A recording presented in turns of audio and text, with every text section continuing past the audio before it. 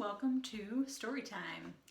I think we only have about 2 more days of this book, and then I'll have to pick a new one. I hope you have enjoyed hearing about Peter Rabbit. Chapter 22 is called Unc' Billy Possum Explains Things. Peter Rabbit had sat still all day long in his safe hiding place in the middle of the dear old briar patch. Jolly round red Mr. Sun had gone to bed behind the purple hills, and the black shadows had raced out across the green meadows and into the green forest. Now the moonlight was driving them back a little way. Peter hopped out of the old briar patch into the moonlight and stretched first one leg and then another. Then he jumped up and down 3 or 4 times to get the kinks out of his long hind legs, and finally started off up the lone little path, lipperty-lipperty-lip. Remember, he was confused about where everyone was going for winter and what was going on? Halfway up the lone little path, Peter almost ran headlong into Unc' Billy Possum. "My goodness, Brer Rabbit, y'all done give me a powerful start," exclaimed Unc' Billy. "What y'all in such a right smart hurry for?" Peter Rabbit grinned as he stopped running. "I didn't mean to frighten you, Uncle Billy. The fact is, I was on my way up to your house to see how you and old Mrs. Possum and all the children do this fine fall weather," said Peter Rabbit. Unc' Billy Possum looked at Peter Rabbit sharply. "Seems to me that y'all have taken a powerful sudden interest in we-alls. I don't remember seeing you up our way for a long time, Brer Rabbit," said he. Peter looked a little foolish, for it was true that he hadn't been near Unc' Billy's hollow tree for a long time. "You see, I've been very busy getting ready for winter," said Peter by way of an excuse. Unc' Billy began to chuckle and then to laugh. He rested both hands on his knees and laughed and laughed. Peter Rabbit couldn't see anything to laugh at, and he began to get just a wee bit provoked.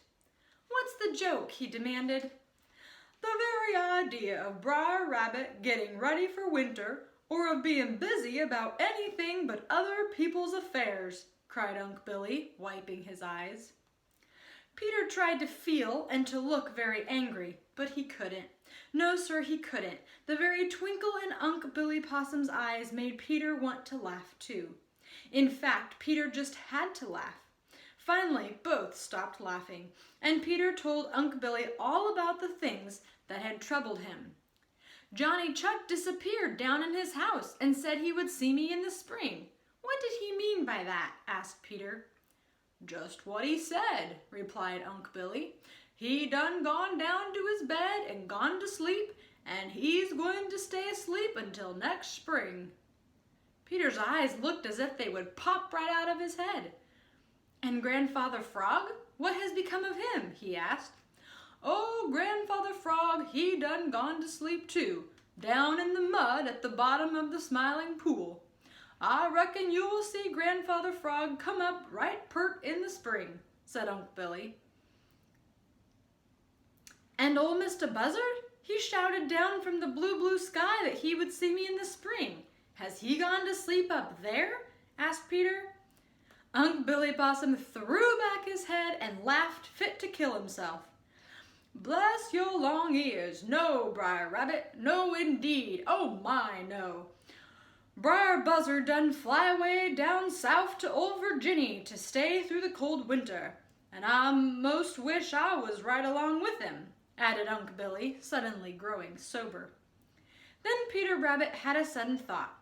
"You aren't going away to sleep all winter, are you, Uncle Billy?" he asked anxiously. The grin came back to Unc' Billy's face. "No, Brer Rabbit, I reckons y'all can find me right in my hollow tree most any time this winter, if you knock loud enough. But I done reckon I'm going out much, and I do reckon I'm going to have a right smart lot of sleep," replied Unc' Billy. Chapter 23. Peter Rabbit has a bright idea. Peter Rabbit had a bright idea.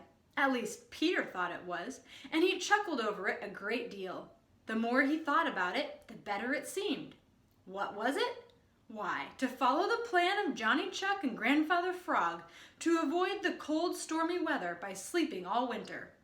Yes, sir, that was Peter Rabbit's bright idea. If Johnny Chuck can sleep and sleep the whole long stormy winter through, it ought to be, it seems to me, the very thing for me to do.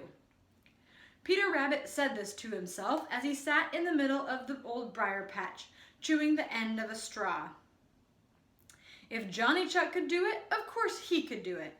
All he would have to do would be to find a snug, warm house which nobody else was using, fix himself a comfortable bed, curl up, and go to sleep. Peter tried to picture himself sleeping away while the snow lay deep all over the green meadows and the Smiling Pool could smile no more because of the ice. The hard, black ice would not let it.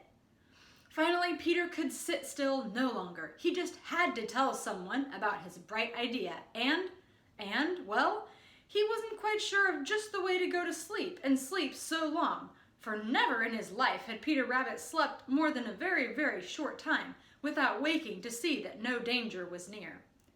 "I'll just run up and see Uncle Billy Possum," said Peter. Uncle Billy Possum was sitting in his doorway in his big hollow tree in the Green Forest when Peter Rabbit came hurrying up, lipperty-lipperty-lip. Peter hardly waited to say good morning before he began to tell Uncle Billy all about his bright idea. Uncle Billy listened gravely, although there was a twinkle in his eye. "The first thing you must do is to find a warm place to sleep, Brer Rabbit," said Unc' Billy. "Oh, that's easy enough," said Peter. "And then you must get fat, Brer Rabbit," continued Unc' Billy. "What's that?" exclaimed Peter Rabbit, looking very much puzzled. "I say you must get fat," repeated Unc' Billy, slapping his own fat sides. Here's a picture of Peter visiting Unc' Billy Possum to learn how to hibernate. "What for?" asked Peter. "To keep you warm while you're asleep," replied Unc' Billy. "Must I get very fat?" Peter asked. "Yes, sir, you must get very fat indeed," said Unc' Billy, and smiled, for it was hard to think of Peter Rabbit as very fat.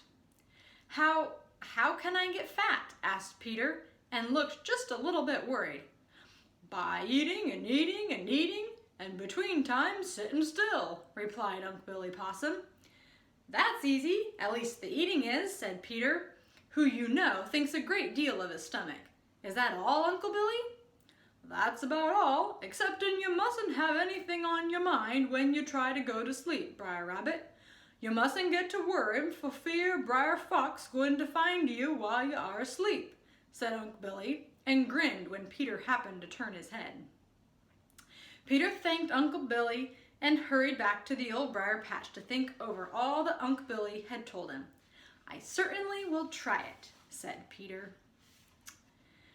Chapter 24. Peter prepares for a long sleep.